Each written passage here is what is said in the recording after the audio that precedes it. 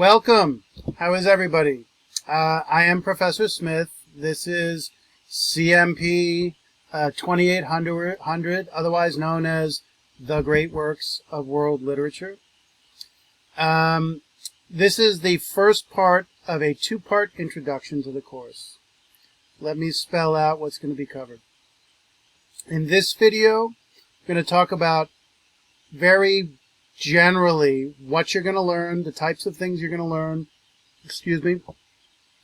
talk about some rules of decorum and some meaning about what it means to be in a classroom. We are in the age of the coronavirus. We are online, but we are doing our best to recreate the spirit of the classroom and what that means. And I actually think that this issue is profoundly relevant to our moment today with the chaos and drama around us, politically, socially, public health-wise, and maybe that's affecting your own lives as well. So then we're going to talk about the very specific nuts and bolts expectations of the course. And the lecture here is the nuts and bolts of the course, right? You need to know what they are. We are going to talk about the basic formats or the mechanics by which you are going to be presented information, right? Starting with navigating Blackboard, right? So one of the issues of Blackboard is that every student has some varying degree of familiarity with it, right? But every professor has a different way of utilizing that format, different tools they use, different locations for things. And so in this lecture, we're going to clarify the expectations of the course, and also the basic format of the course, including Blackboard and where everything is to be found, how assignments and how work is structured. And it is crucial that you watch this to the end to get that information. Success in this course is obviously, I'd say it's based on three things. It's based on effort. It's based on putting in a consistent amount of effort. One of the tricky things with an online course is that it really demands a kind of regular attention that is harder because you're not getting the face-to-face interaction with someone. Out of sight, out of mind is a perfectly good axiom of human behavior. So since we're going to have one meeting a week via Zoom, but the challenge is it takes more discipline with this type of course to keep up. But I'd say discipline will really yield good results for you, right? Then the last thing is what we're dealing with today. If you want to succeed in this course, you have to know how it's structured. You need to know what's going on.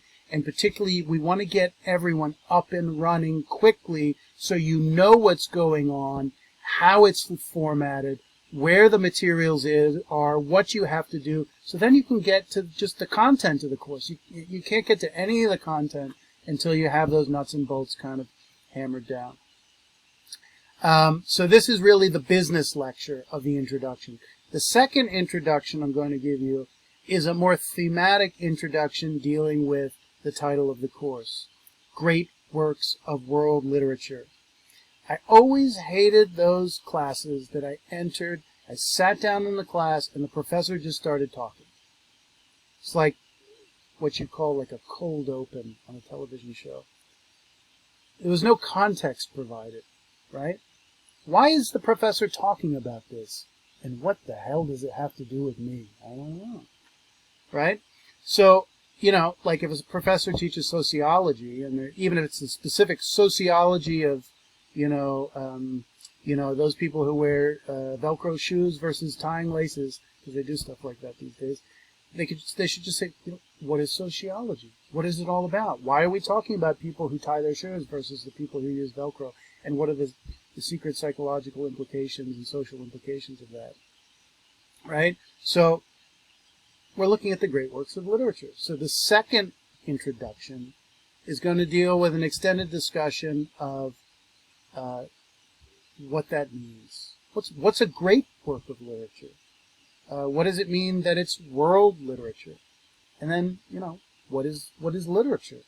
Now, obviously, any one of those words you take for granted, you have a general idea of what the course is about. Books from all over the world, from different times and places that are important, right? But we really want to get down to the specificity of those words, and I love words. I love unpacking the meaning of words, because once we start delving into those words a little bit, it's going to kind of yield up a really interesting range of issues that are really going to endure for the entirety of the course. So let me say welcome to Baruch College. It's a thrill to have you all as students and for me to be your professor. We're going to do our best to make this a real college course. Certainly the workload is a real college course, but what I really mean is, for me, what I always took from classes as a student was the interpersonal interaction, discussing the content that was under under the rubric of the course. And I should say that we're going to talk about the classroom in a minute.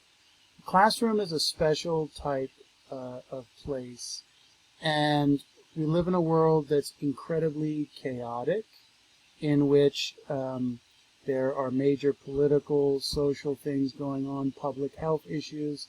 I follow the news very closely, and what I see going on in this country are things I've never seen in my life. Obviously, I think 4 years of unusual things in our media, in our politics, that, let me put it this way, to mark what an unusual and challenging moment we're in. I always thought after 9/11 that it was self-evident and obvious that 9/11 would be the defining political event of my generation's lifetime and the generations kind of around me. Now, all of you, well, I shouldn't say all of you, many of you, were a twinkle in your parents' eye just about when 9/11 happened. And when that day happened, it had such a profound effect on me. And without being able to fully make sense of what that moment meant, the one thing I knew is that I knew I was an American, right? I knew that a huge part of my identity was not just me, the private person, my own self, but that myself was really connected to our larger nation, larger political community. And I think I came to realize how much I was always kind of politically aware, but it framed things in a whole new way. And I thought that would be easily the defining event of my lifetime. I have to say, what's happened in the last 4 years, I don't know how closely all of you follow, but obviously the coronavirus is actually, I think, an extension of all the tumult and what has generated in our society in the last several months. I would say easily that this really is the biggest moment in my lifetime, in our country's lifetime. It's one of the bigger moments, and I think that the coronavirus obviously has affected people in very different ways. Created uncertainty, fear, unease. And I suppose some people, it's actually given you an opportunity maybe to be around friends and family more than you ever could have. And I'm sure for a lot of other people, it's been a financial burden and hardship. You probably know people, either in your family or close to you, who have either had the disease or died.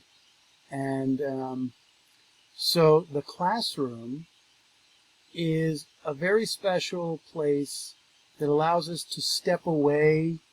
Let me put it this way: step away from the immediacy of it all, right?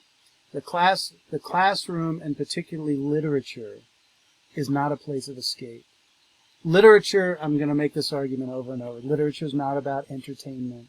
It is entertaining. Good literature should be entertaining, but not entertainment in the way you think of it. Entertainment the way you think. I'm going to put words in your mouth, if I may. Entertainment for you is like in the book Brave New World. In that world, they realize they don't need a totalitarian regime of great pressure and force and coercion against people. What they do is give people drugs, and they're like, oh man, everything's cool. I have no freedom, but who needs it when I feel like this because I'm taking my drugs? It's called soma, right? It makes you feel good. And, and the point is, we view entertainment as kind of like soma, and understandably so. Matisse, famous painter, French painter from the first half of the 20th century, said, I want my paintings to be like a comfy armchair when I come home after a long day. Right? So what is he saying? Life can be tough. Life can be tragic.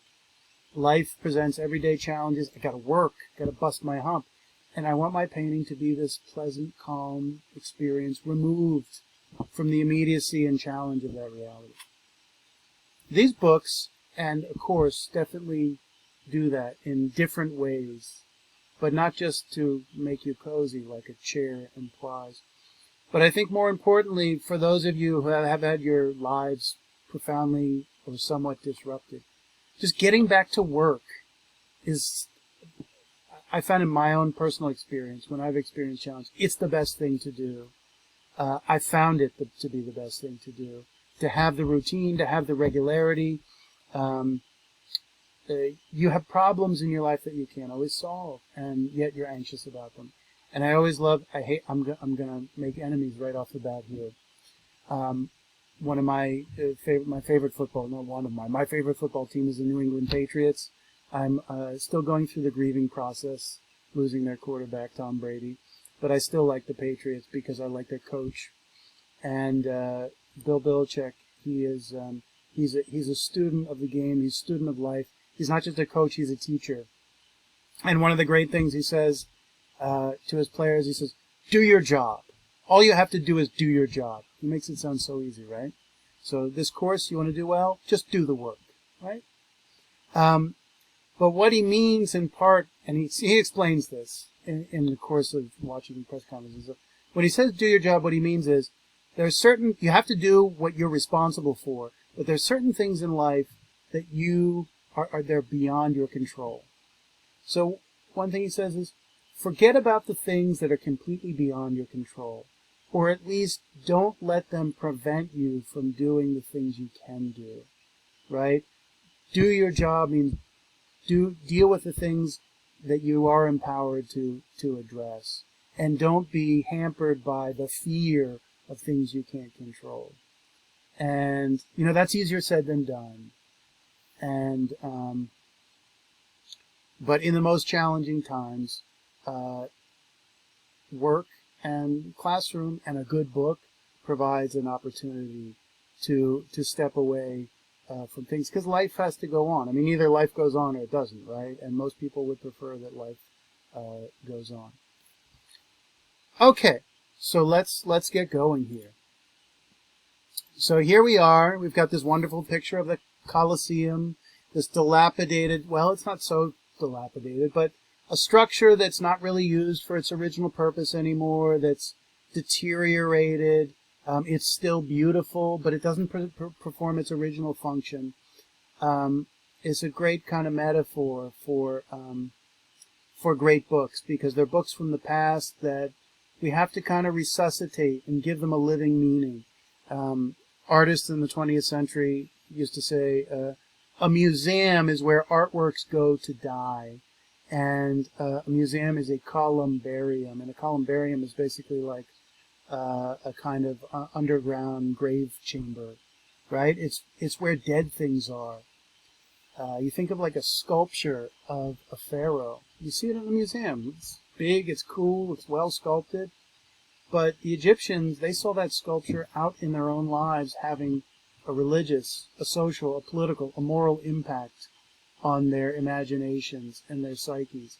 To to say it in a kind of ham-fisted way, it had real meaning to them. It was a living thing. It was not a dead thing just to go, oh, I'd like to learn a little bit about the past, and we're supposed to learn about the Egyptians a little bit, and let's see that's very beautiful. It's lovely, right?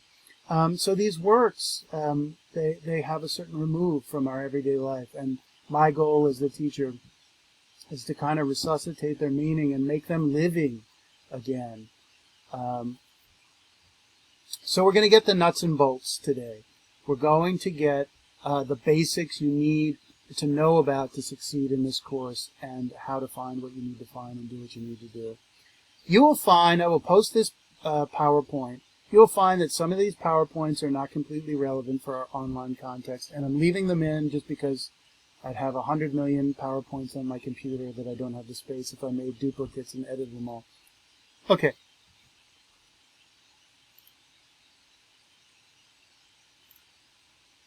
I figured I'd give you a meme. Have to have a little levity here, and I will have my little posting on Padlet myself. This is, of course, Morpheus. I'm going to have to red pill you all. What if I told you the information you seek is in the syllabus? Right? The syllabus is there for a reason. I encourage you to print it out. I encourage you to mark it up and highlight things that are particularly important, which I will do in the course of this lecture. So we're going to talk about the basics of what you're going to learn. We're going to look at the syllabus, and then we're going to look on Blackboard and see how it works. Syllabus, absolutely crucial. I mean, so often it just seems like that paper that professors hand out the first day and nobody looks at again and just gets crumpled up, or because it's disregarded, or it's like in perfect condition because no one's actually looked at it. But it's there for a reason, and I advise you to print it out.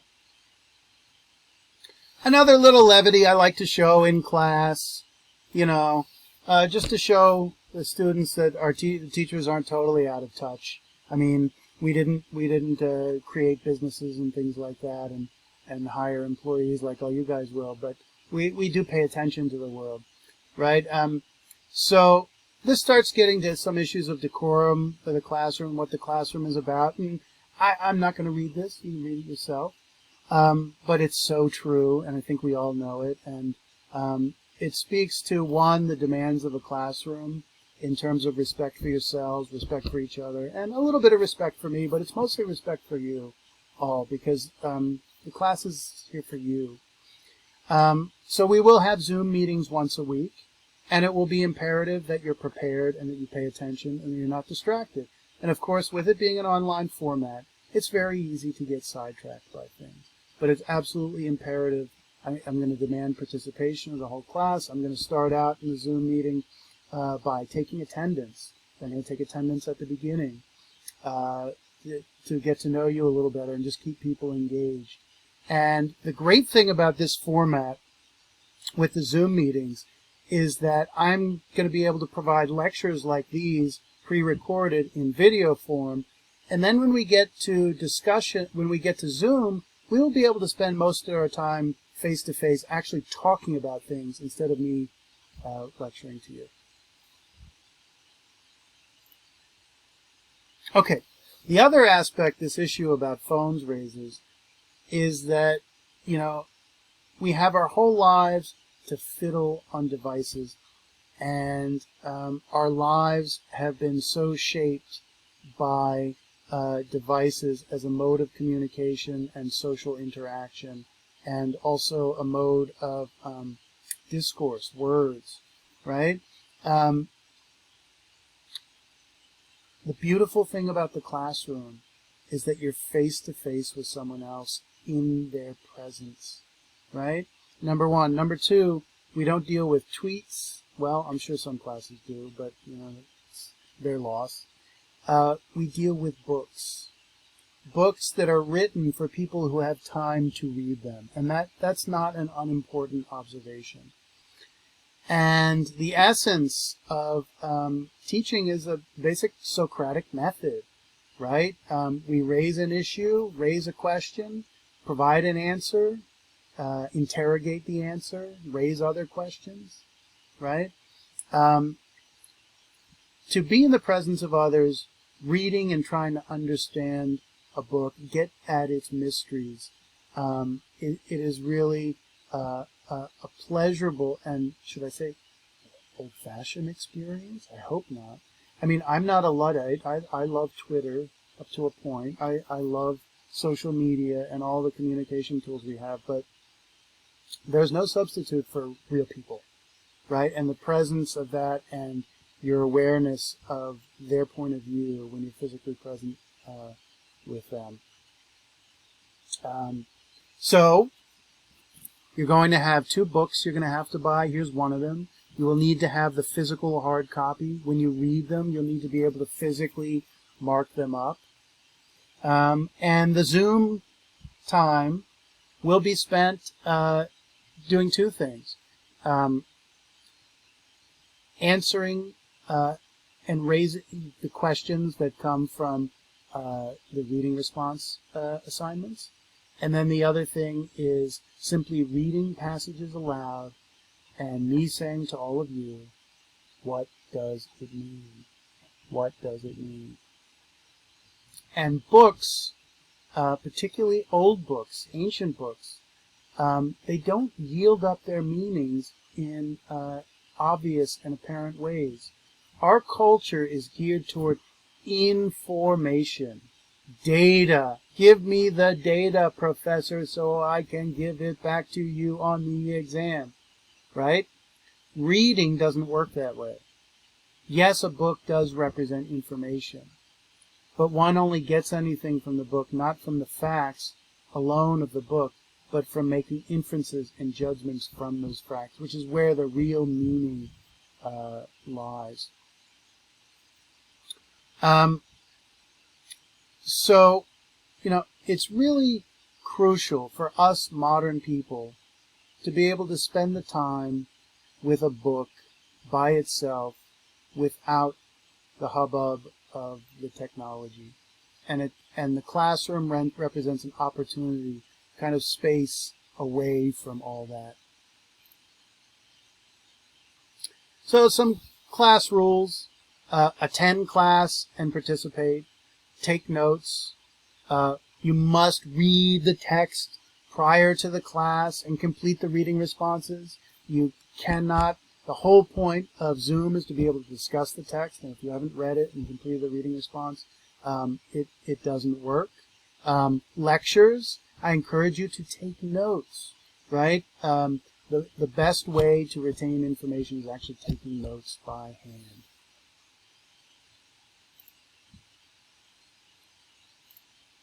Okay, so I want to touch on this a little bit more about the classroom being a special place, and for 2 reasons.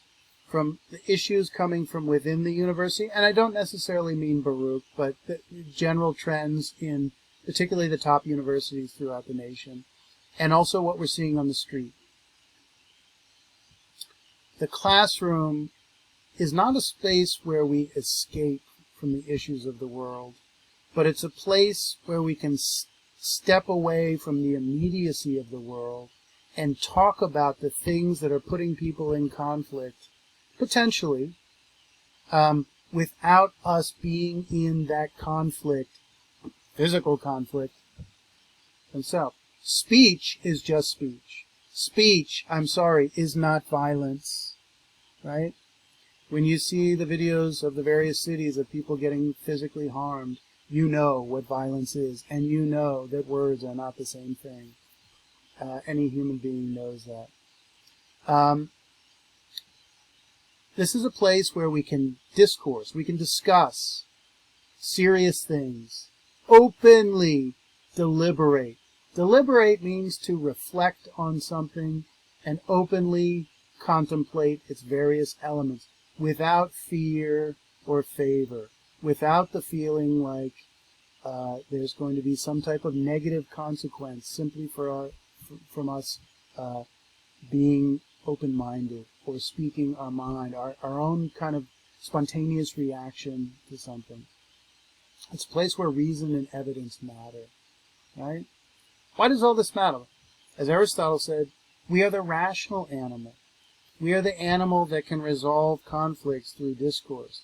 We are the animal that lives its life through conscious decision-making and reflection and deliberation rather than instinct, right? We are the animal that, at its best, solves its problems through discourse. If you think about what democracy is, what is society really? I mean, this isn't new to ours. Every society is a big conflict.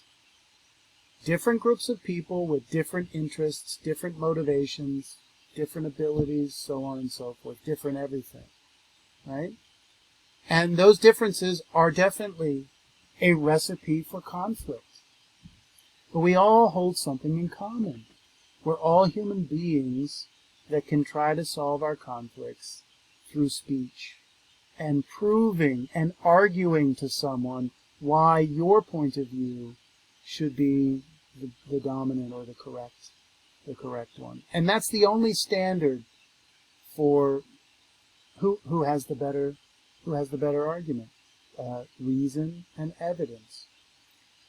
It's not hard to look around our world right now and see that reason and evidence are not the standard of people resolving their conflict. And why that is another question, because some of you will conclude that people are justified in it, and some of you probably won't, or some of you haven't even thought about it. Let me just say this. My goal is not to tell you what to believe, just the opposite. My goal is not to encourage one type of thought or another. My job is to encourage you to think. Think, please. Make judgments. Discriminate, by which I mean make value judgments about things. That's what life is. Life is priorities. This is more important than this, is more important than this. And guess what? Distinguishing those in their proper order is really hard, right? And that's what a democracy does, right? We're a democracy. You hear all kinds of media, democracy, democracy, democracy.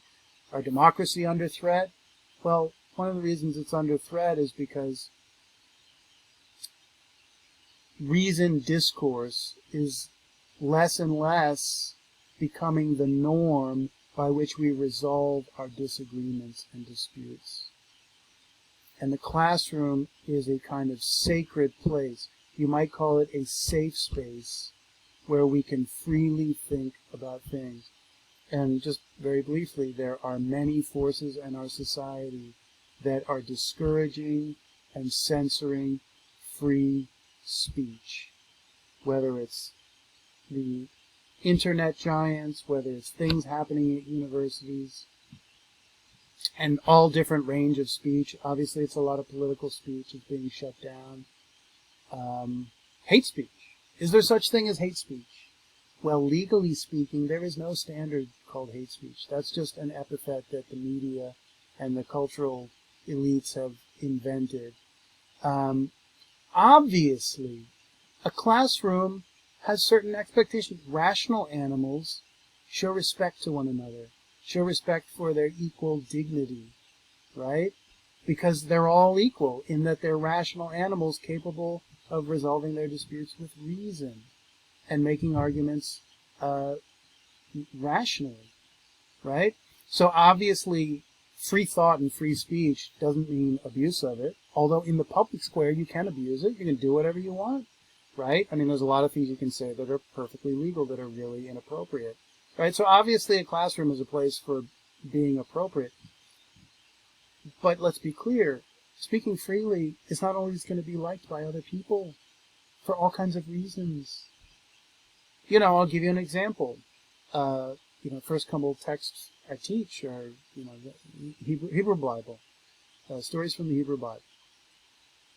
Typically, I find that I have students who are devout, whether they are Jews, Christians, or Muslims. They all treat the Old Testament and its stories, particularly Genesis, with a very serious reverence.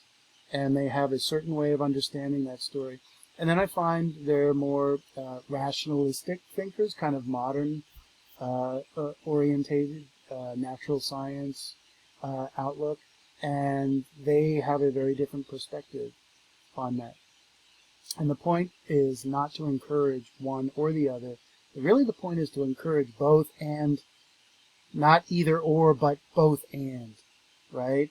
And this is an important little point here, because there's a famous political philosopher of the 20th century by the name of Leo Strauss, man with a very interesting life story, a Jew who came from 1930s Germany, left basically the early stages of Hitler's Germany, and emigrated to America, where he had his own, you might say, American dream, and became a very influential interpreter and of famous political works of political philosophy, and had created a huge kind of following of students that he was very influential on. Anyway, he says, at the heart, this is interesting, and this dovetails with everything I've just been saying, at the heart of Western civilization, the thing that's made it so dynamic, the thing that's made it flourish, and maybe even the thing that's made it just, is a fundamental tension between what he called Jerusalem on the one hand and Athens on the other. And when he mentioned Jerusalem and Athens, what he meant was essentially two worldviews, two ways of looking at the world that had many commonalities, as we'll see in this course, but certain fundamental differences. One, Jerusalem was connected with the Jewish and Christian religions, and ultimately Muslim tradition, because they all come from the same source. And it was a life rooted in faith, in which faith is the highest principle, obedience or submission to God and God's will, in which reason certainly plays an important part, but it is subordinated to faith, right? Whereas Athens represented the Greeks, their dramas, their philosophies, in which they had a much more this-worldly orientation rather than spiritual. And for them, they are really the progenitors of a certain scientific outlook in which faith should actually be subordinated to reason. And reason and material evidence, because spirituality and faith in God is a type of evidence that is not material, but I would consider it evidence. Anyway, he said that the vitality and dynamism of the West was based on the fundamental tension, the fundamental ongoing tension of these 2 points of view that were in struggle with one another ever since the world of the Bible started to interact with the world of Greek philosophy and Greek science. And that's the world we're still living in today. We have our own modern point of view that actually in some ways refutes or rejects elements of both the ancient Greeks and the ancient Hebrews.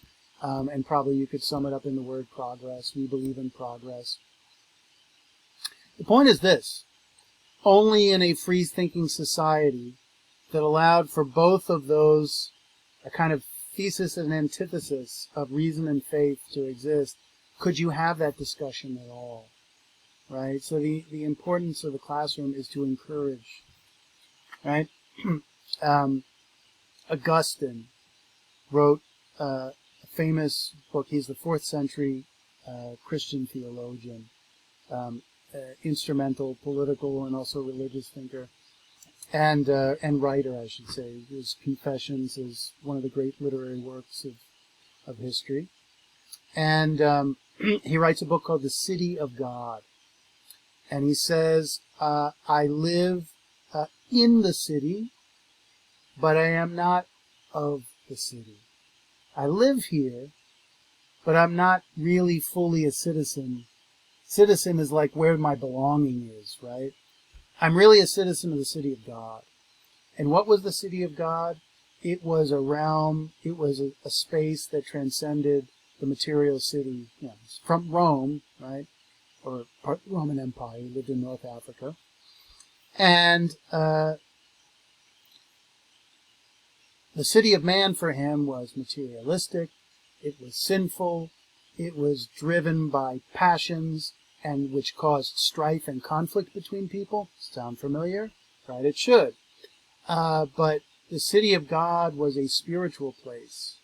that could be found anywhere, right? That removed him from the everyday hustle and bustle of the human conflicts we're all familiar with. And of course, to some extent, the church was this space that connected with the city of God. And a classroom, I think of it in many ways as very much like a church, with the kind of sanctity of the distinction between the realm of the public square and the realm of the classroom, which is only more evident today.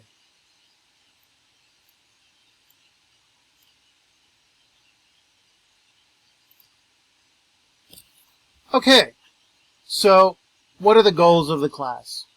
Number one, to gain familiarity and appreciate the value of books, right? We can talk about all kinds of fancy elements of style and structure and figurative language and themes and all that good stuff. But it starts with just gaining a familiarity with the text, the language of the text, the characters, and the world, right? And so there's two issues at stake here with familiarity. Is that one, how much reading do you do of challenging literature that's designed, it's written in a way that forces you to mull over it and to draw the meaning out of it? It doesn't yield up its meaning, obviously. We live in the world of facts, right? We expect when we read something that the author wants to be as transparent and clear and self-evident as possible. And great works of literature speak in riddles, or Jesus in parables, right? Part of the meaning of the work is to compel you to extract the meaning. And maybe there's not one. So these works are different from a lot of what you read, a textbook where this is what economics is. Boom, boom, boom, boom. Then the next thing is, these books come from times and places other than our own, right? And that means that they are foreign to us, right? Why do they talk about what they talk about? So there's a whole world there that is not familiar to us, that we need some context for, right? And so part of the course will provide that. We'll talk about that a little more in a moment. To advance skills of reading, writing, and interpretation. Writing particularly through your reading responses, but even more importantly through the midterm and final exams. Skills of reading and interpretation. We're going to do something that's a little different from other sections of this class. How I operate is, first 2 weeks we're going to spend time on two connected things. Why read? So the readings on readings that are your first assignments to read, all ask the question of why read, and also a little bit how to read. But why read? Why pick up a book at all? What is the value? I mean, man, I've got Netflix. I'm ready to binge watch. What's the point? Right? And I'll give you a quick answer. Our first answer is entertainment. We need to be entertained, right? And of course, Horace, the Roman poet, said that all great poetry or works of literature should please and instruct. They need to have pleasure. But that's not unimportant. And nobody's going to read a book or look at an artwork or watch a film if they don't take some pleasure from it. Absolutely not. But part of the pleasure is the meaning, the challenging meaning itself. And the pleasure is like the honey that comes with the medicine, right, to make it taste better. The other part was instruction, right? So we're talking about texts that come from the ancient world that were really understood. If you think of the Old Testament or the Odyssey, both of which we're going to read, they were understood as guidebooks to human life. How should I live in light of the fact that I am a human being? And therefore, the question to why read is pretty obvious, because it's trying to answer the question of how should I live? Because we're a human being with rational faculties and can make choices about our life, the very question of how one should live is raised. We can do the right thing and we can do the wrong thing. Do you think about a squirrel doing the wrong thing? Right? Do you think about whether the squirrel has anxiety about whether he's followed Kant's categorical imperative or not? Right? The other thing is, we're going to spend time just talking about the phenomenology of reading and how meaning is produced in a text.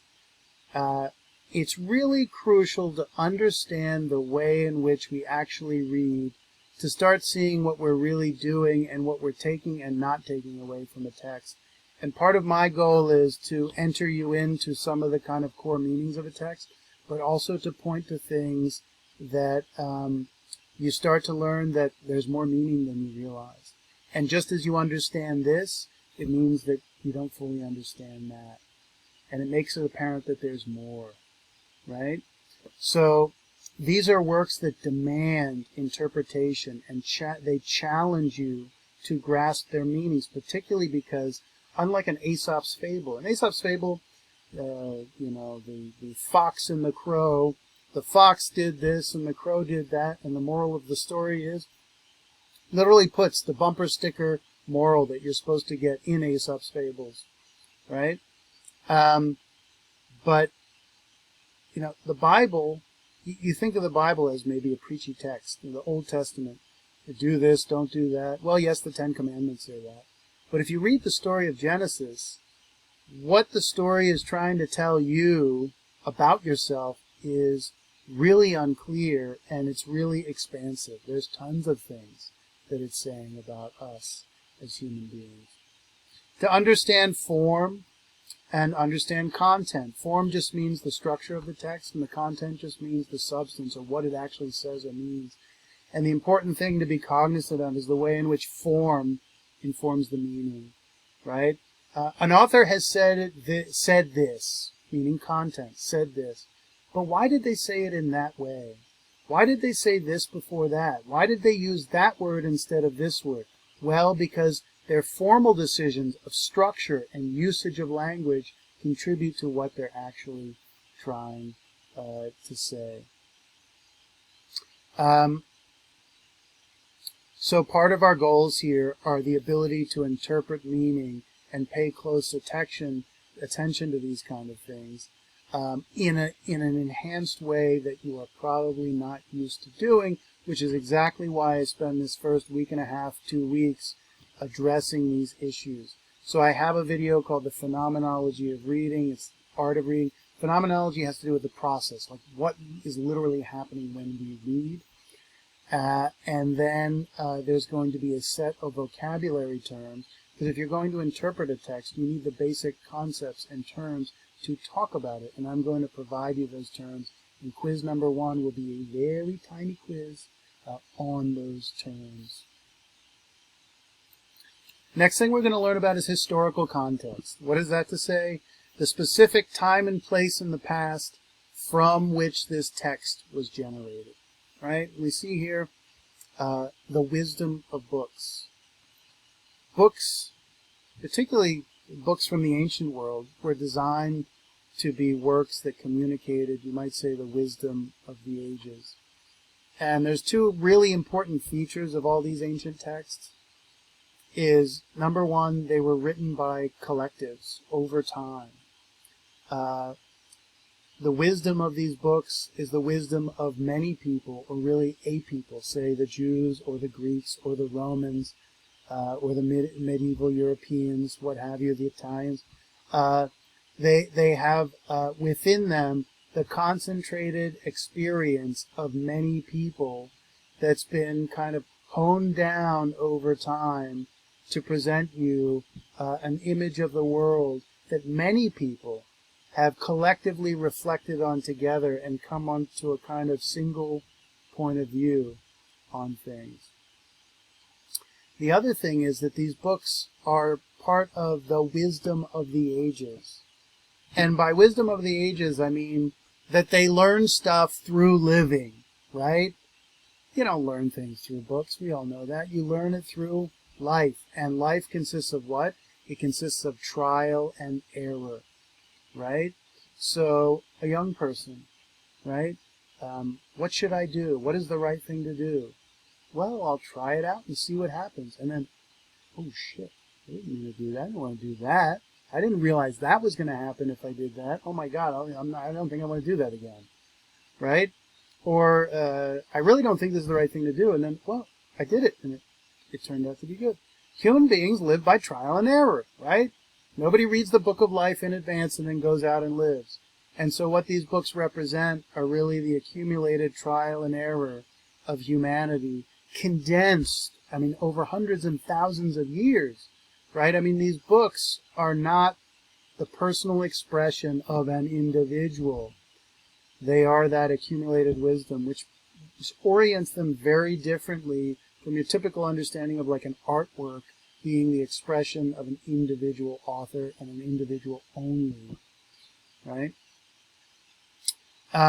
Historical context. We have to talk about the situation and the culture from which the book came so you can understand why they're talking about what they're talking about. And I'll give you a great example. In Genesis, God creates Adam. Right? What else has he got to do? He's got to do something, so he creates man in his own image. Interestingly, before he creates Adam, he's just finished creating all the earth, the trees and the animals and all this great stuff that we have to protect and preserve. And then he says, but there was no man to till the soil. And you're sitting there going, till the soil? I'm from New York City. I don't know what the hell tilling the soil is. What the hell are you talking about? Context. You don't have any context. And then you realize, oh, tilling the soil.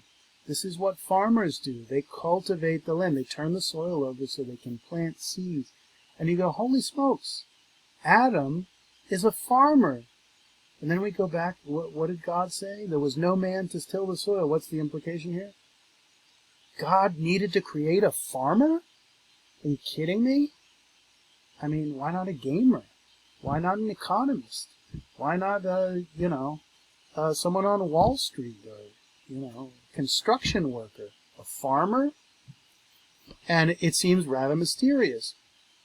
But then, once you learn about the history of the agricultural revolution and the centrality of farming in human history, which means absolutely vital and central to the development of civilization in a whole variety of ways, stable source of food, wealth creation, division of labor between town and country, and the development of concentration of wealth in the city that then makes possible sophisticated society, opulence, concentrating money to invest in, cultural institutions, right? So all of a sudden it starts to make sense, but the first time you would read it, it just seems ridiculous. Okay, so next one. How do these texts reveal the perennial elements and conflicts of human nature and human condition? Let's be clear. If there is no common human nature, no common denominator between you and me, or us and a book from 2,500 years ago, there's no point to have a conversation between us, and there's no point to read that book. It's meaningless to us. And of course the reality is we do have a tremendous amount in common with them, right? We have common problems, common concerns, common desires, common feelings, impulses, needs, and so on and so forth, aspirations, hopes. But the obvious point is we come to them from a very different perspective. So they seem rather alien to us, right? And part of my job is to have the two worlds meet at a point where you can start to appreciate their point of view, despite how distinctive it might be from our own. And when that happens, you can see why, number one, it's relevant to you. And number two, you can start to see it as material to learn about the world rather than just some dusty book about some people who somehow segmented, walled off from us, making their world not relevant in some way. And then last one, to cultivate our own personal judgments and our ability to discriminate. A lot of these texts deal with the question of how should one live, what should be the guiding principle of their life, what are your priorities. All these questions demand answers that compel us to discriminate. Whenever we hear this word discrimination, all we can think of is racism. But to discriminate is to judge and to prioritize, right? And the kind of judgments we could make are either evaluative or interpretive. Judgment could be evaluative. This is better than that. This is more important than that, right?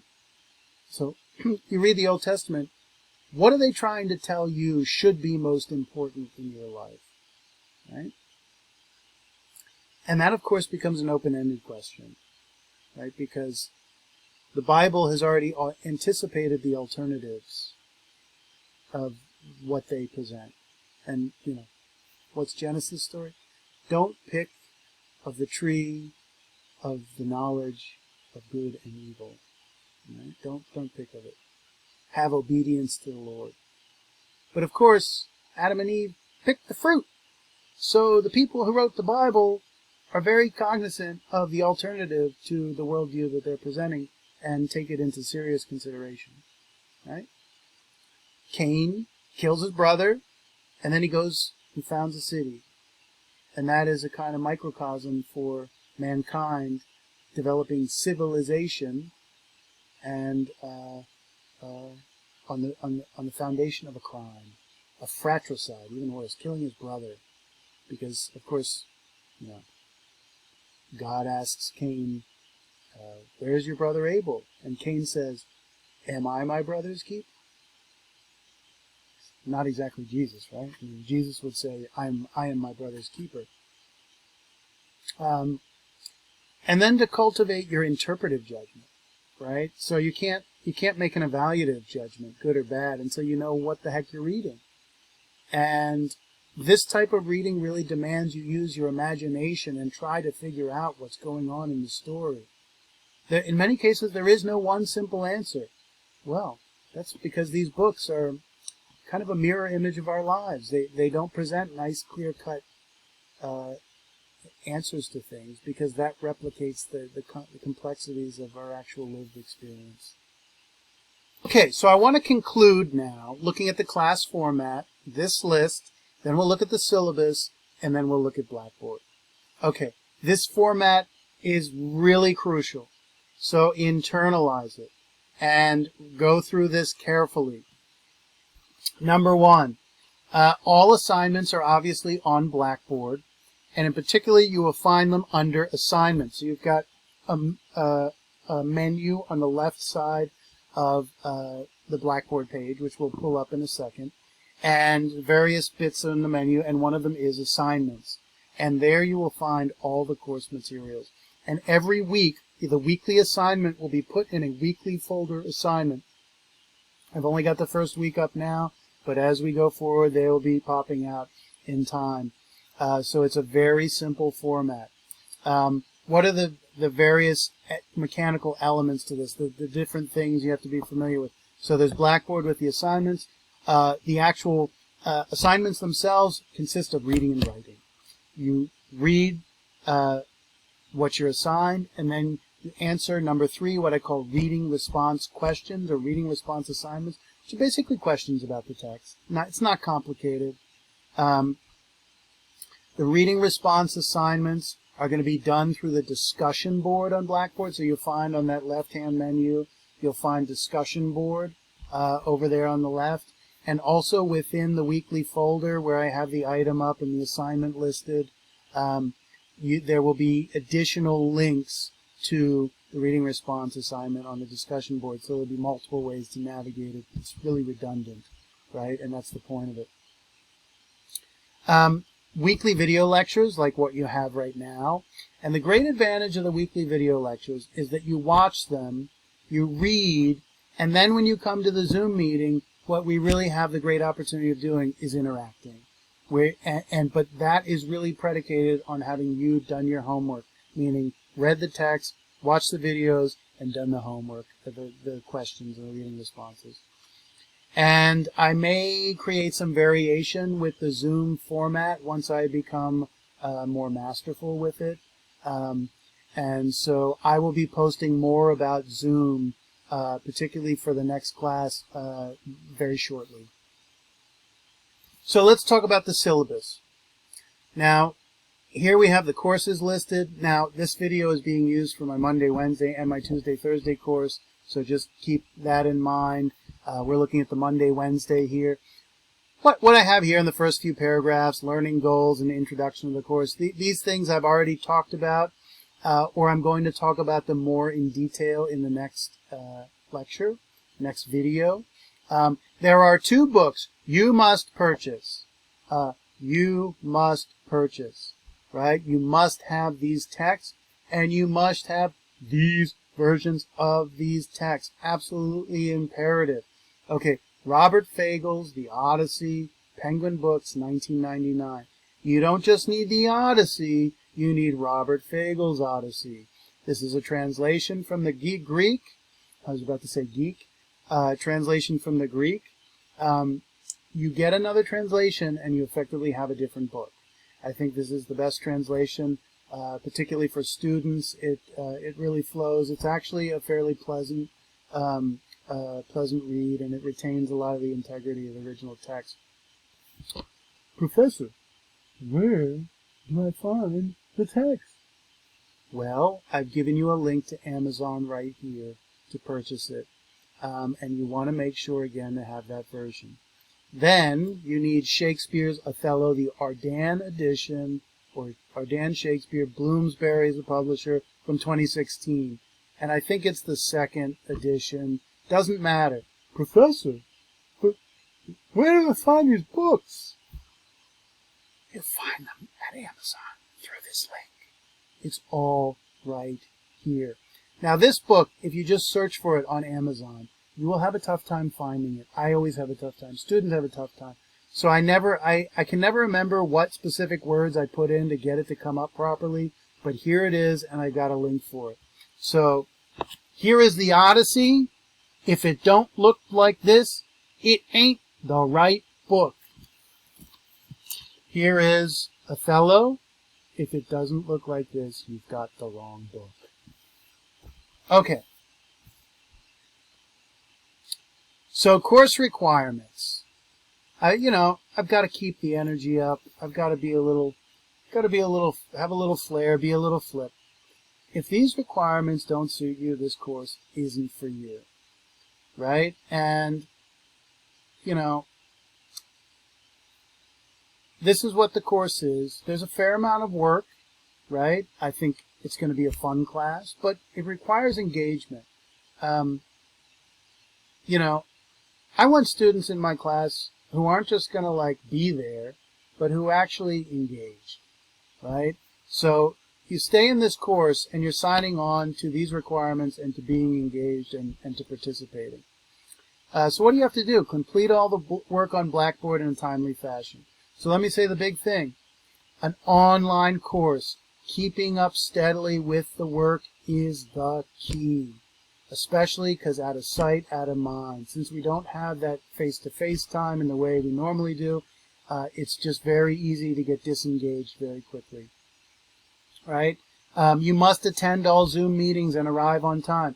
I will take attendance at Zoom, and I will do it at the beginning. So if you're not there at the beginning, you'll have to make sure to holler at me later before we finish that you're present. Come to the Zoom meetings with your hard copy of the text. So the text will come in 2 forms.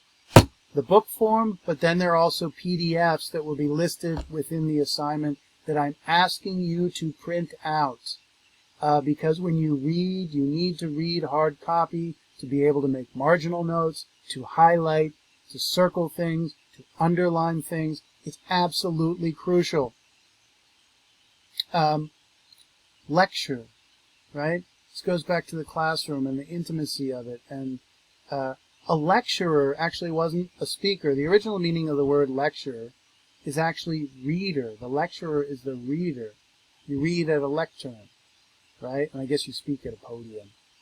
But the point is, in, say, European monasteries, Italian monasteries, what the monks would do when they were holding kind of class, holding session, the head of the monastery, they would read, and then they would explain it and have a discussion about the meaning of the text.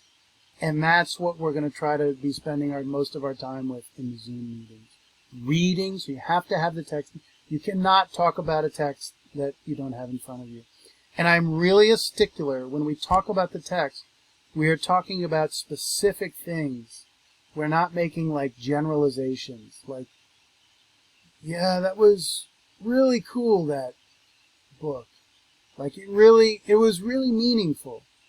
So, well, what was meaningful? Why was it meaningful? What sentence are you referring to? What theme are you talking about?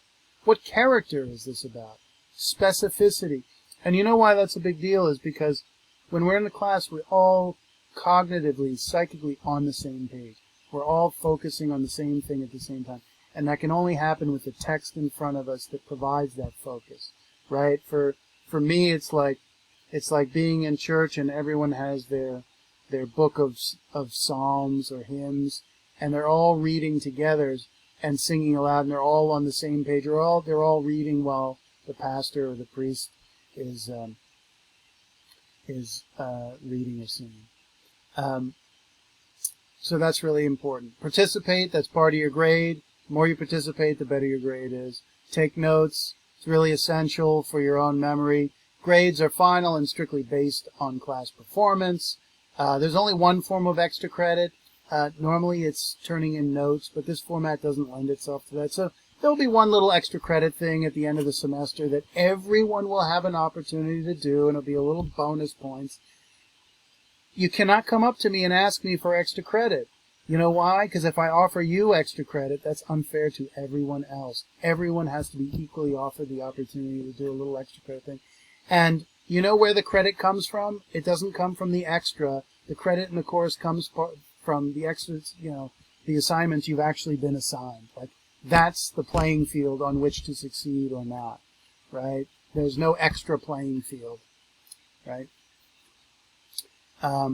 It's kind of like an NBA game is 48 minutes long, and you're just going over to the ref, you say, could I just have 5 more minutes? I know I'm down 2 points, but 5 more minutes, please? It doesn't work that way. At least not now in the NBA. I mean, the way things are, anything could happen, I suppose. The other thing is, if you need and this is connected to that, if you need a certain grade for a scholarship or your financial situation, it's your responsibility to achieve it.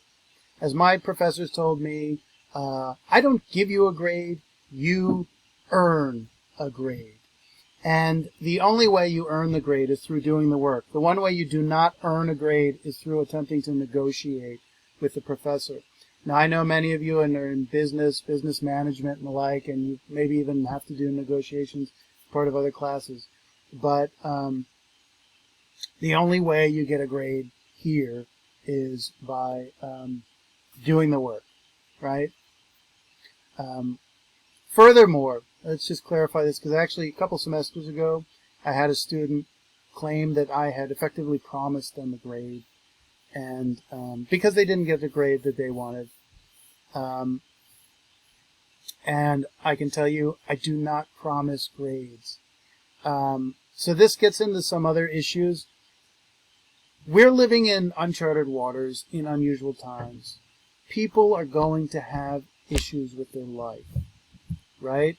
So I may say something like, the student will go like, I'm sick, I'm out, I can't do the work, but when I get back to it, I'm going to do the work and finish it.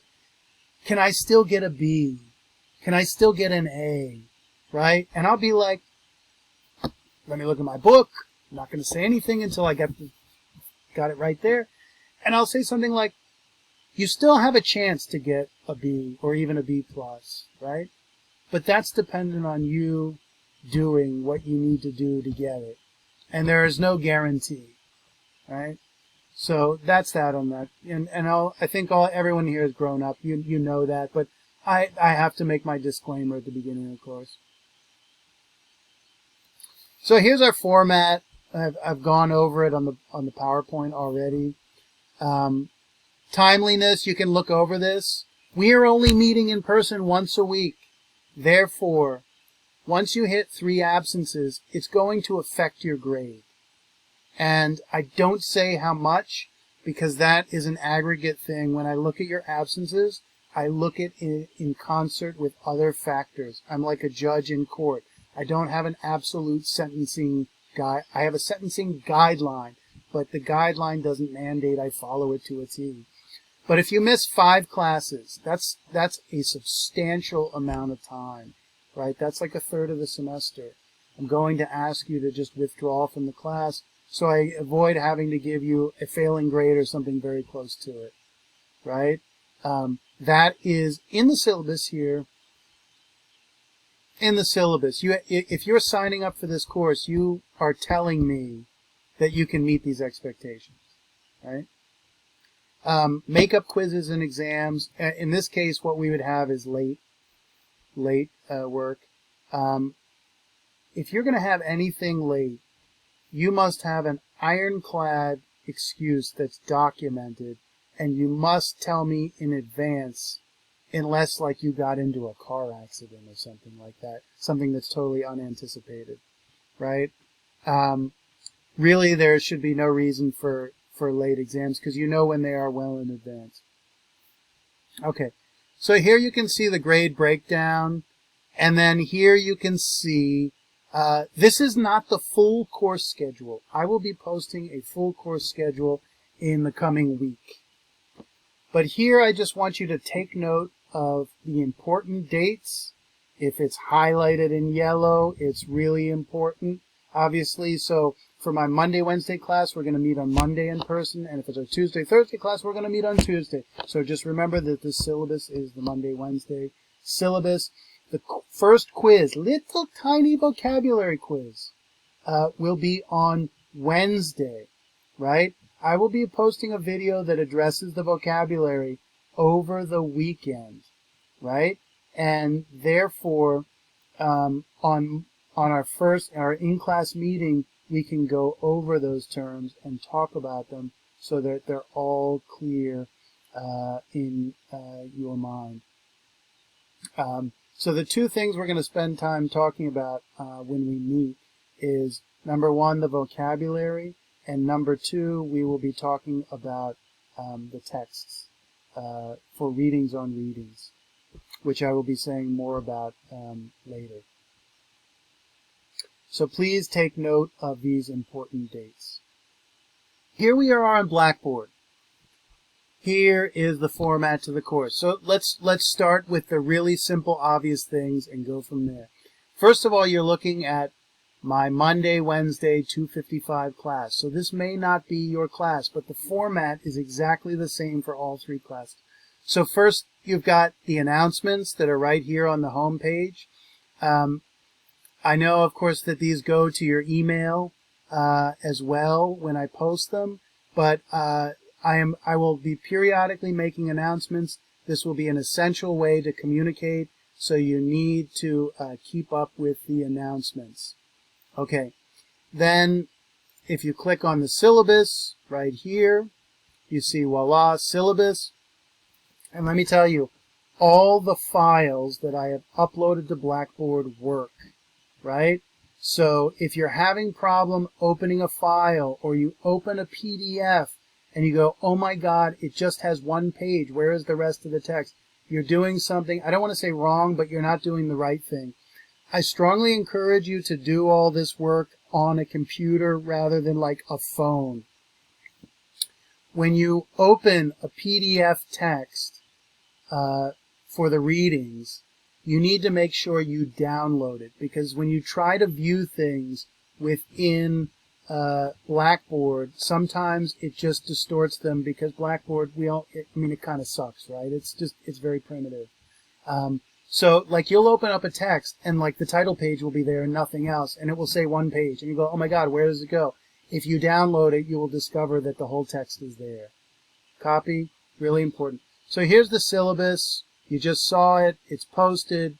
You know where it is.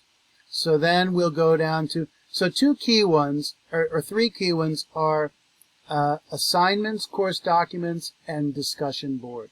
Now right now, you don't have access. I can see it because I'm on the editorial end here of course documents. But basically the course documents is a recapitulation of everything that's going to be in assignments, right?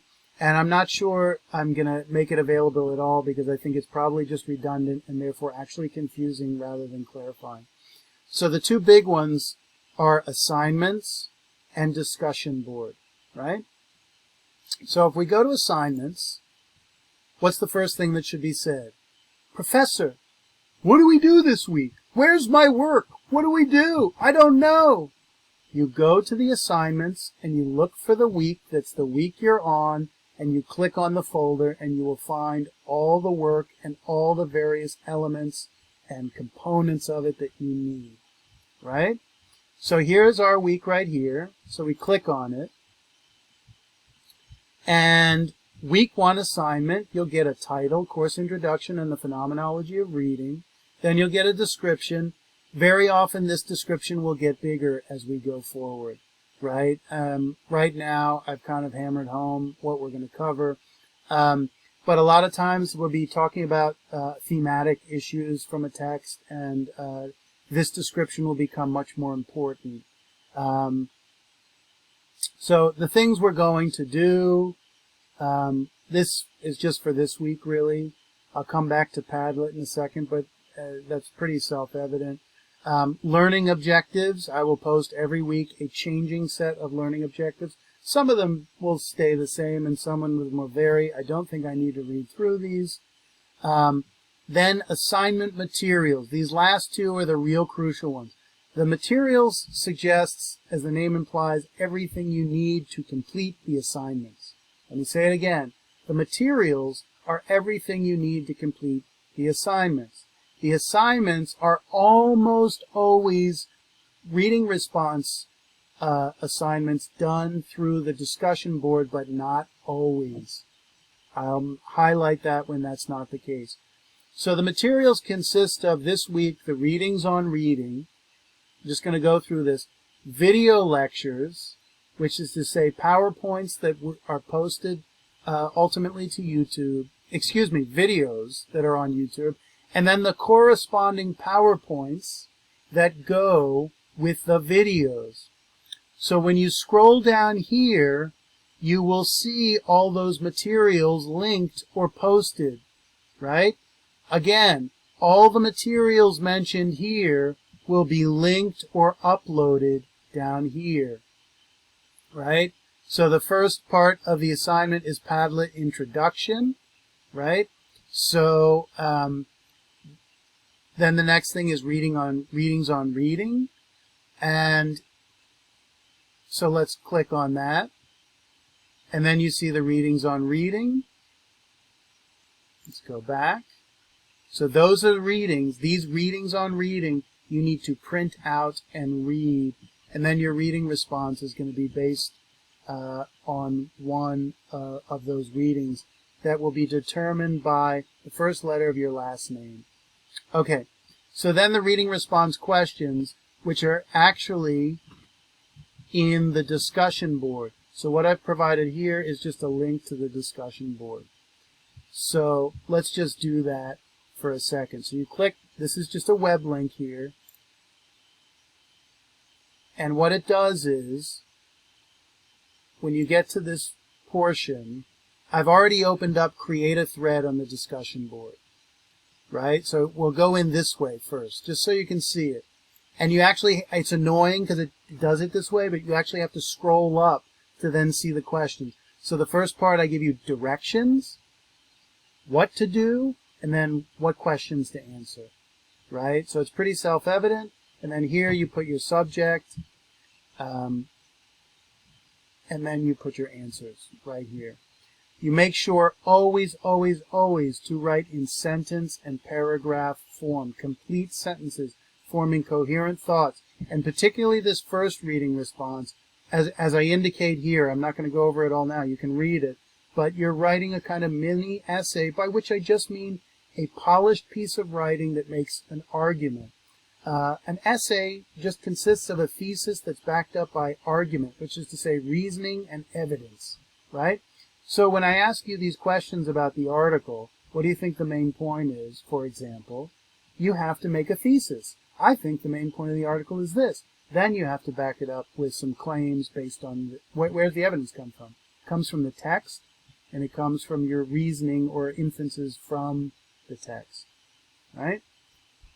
Okay, so that's this first reading response. Let's do this. Let's just go to the discussion board, and then you see this reading response coming up in this format, right?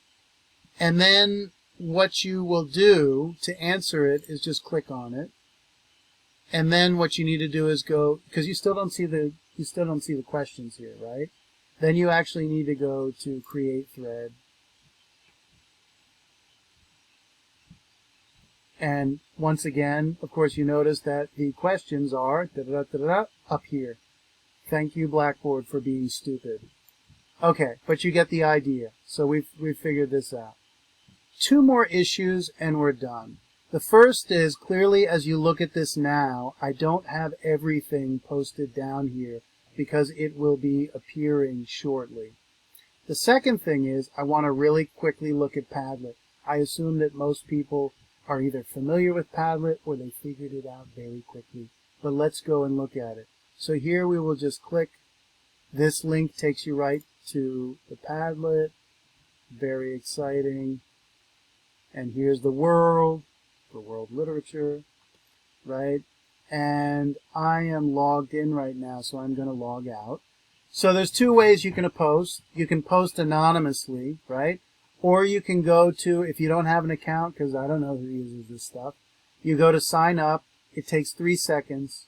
You put your email in and you create a password. There's no other security stuff. And then you've got a login with a login name here. And that's about it, right? So really simple. Make sure to do this. I will be spending the next few days reading these and hopefully querying you about them when we meet each other in person on our Zoom meeting. All right. So just to conclude, it is a pleasure to meet you all, and I'm thrilled to work with you all this semester. And I'm really excited. I'm excited for the summer to be over and the hot weather, and to share these works of literature with you.